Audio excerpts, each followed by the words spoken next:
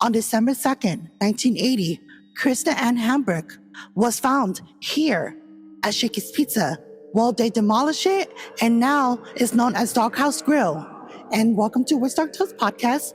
We're going to be talking about the haunting of Krista Ann Hambrock.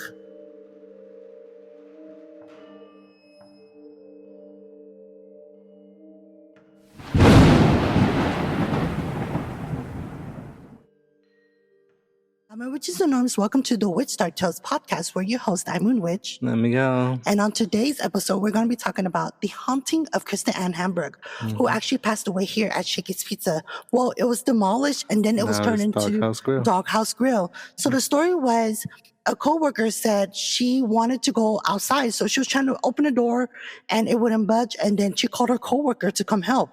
And when they pushed the door open, Krista Ann Hambrock, she was laying on the floor blocking the door, you know?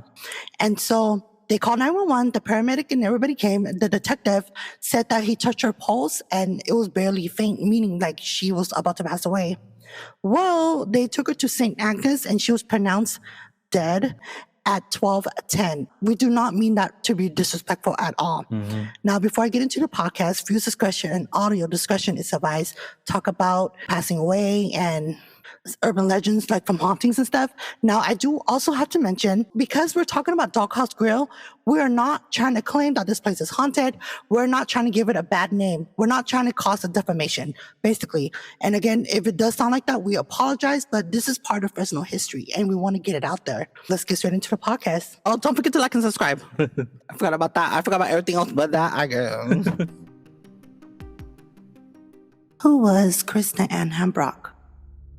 Krista Ann Hambrock was born on December 18th, 1959, in Weaverville, Trinity County, California. She grew up surrounded by family and love, later moving to Mariposa, where she attended high school. Friends remembered her as cheerful, caring, and smart. By 1980, she was a junior business major at Fresno State University. She lived in Baker Hall with her younger sister, Carla, and was president of her dormitory, organizing events, helping other students even settle in. Krista was deeply connected to her family. Her parents, Richard and Mary Hambrock, had recently visited for Family Day at Fresno State. She had dreams of finishing college, building a career, and a bright future ahead. She was just 20 years old. The Last Walk.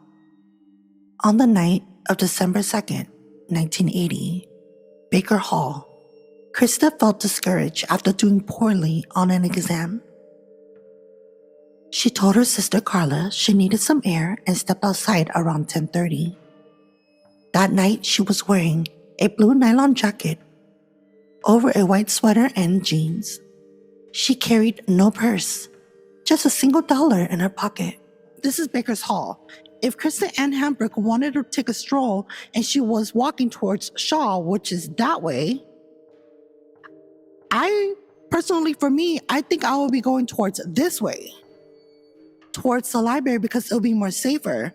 So she ended up at Shaw. We're going to walk from here to the library to see how long it would take. If Krista Ann Hambrock did go that way, then it should be less of the time that we thought. So we'll check up with you guys in a little bit. She was last seen walking east along Shaw Avenue near Maple, smiling as she passed another student, Richard Tracy. It was reported that Richard Tracy seen Krista Ann Hambrock at 10:40, and he told her to be careful out here. And she responded back, "I'm just out here getting some fresh air." And I quote, no, she wanted to go for a stroll. So I don't understand why she even went that way, because the sister Carla said, my sister would never walk that far. If she wanted to go to Shakey's Pizza, she would have drove herself to that place. But why did she go over there? And then she ended up at Shakey's Pizza at 11 o'clock. And what's stranger to me also is that exactly at 11 p.m., they said they heard someone screaming. So let's go see Shaw. What if Krista Ann Hambrock walked this way to go to the north side on Shaw Avenue? Because from the story, they said that she was walking from her dorm to over here. And then what if Richard Tracy saw her right here at 10:40 and because he was walking his girlfriend, right? What if she went through here? I don't know if the building all this was here at the time in 1980, but she had to walk through here to get over there to Shakey's Pizza. From here to get to Doghouse Grill or Shakey's Pizza, it's not a 15-minute walk. It's longer than that. So what if she got picked up or she knew somebody that said, hey, let me give you a ride. I'll drop you off over there. But then again, what was she doing at Shakey's Pizza? You know, that mystery still remains.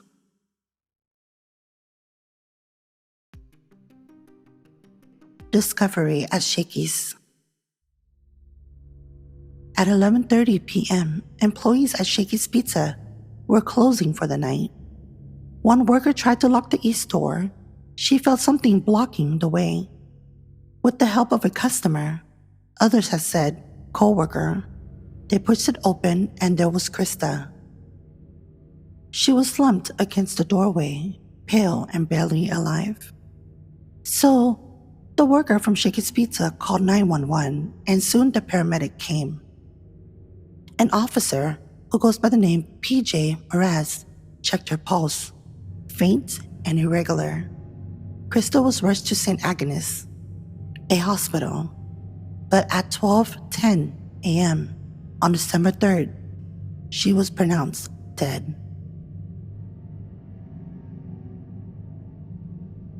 Autopsy and investigation.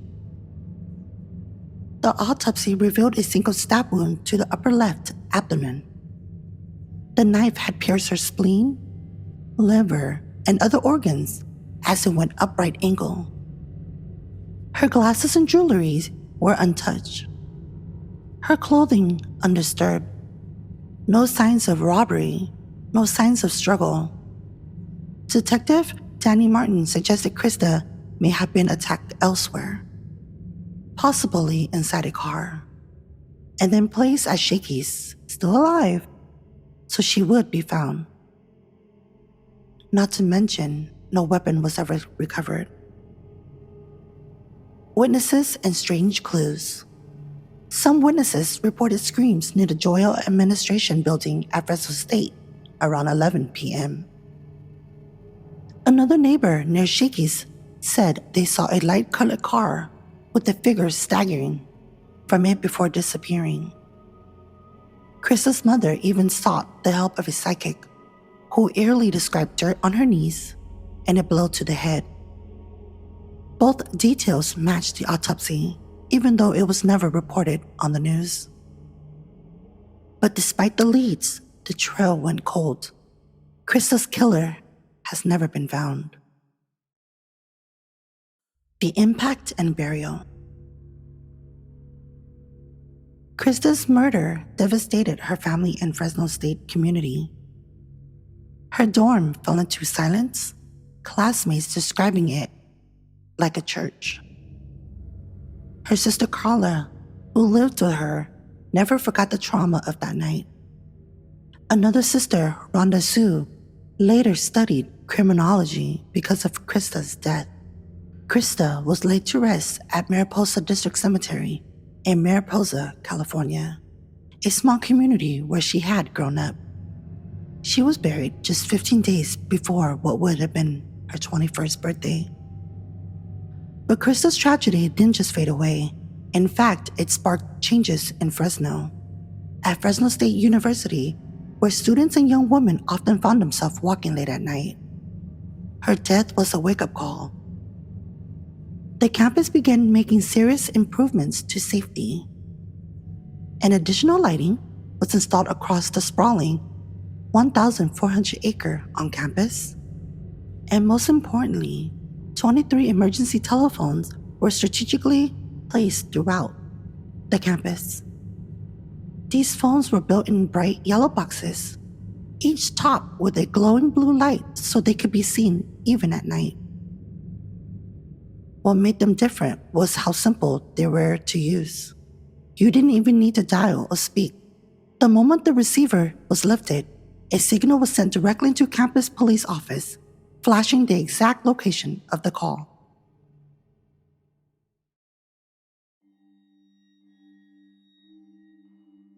Her murder remains unsolved to this day, leaving behind not only unanswered questions, but also whispers of something that never left the place where she died.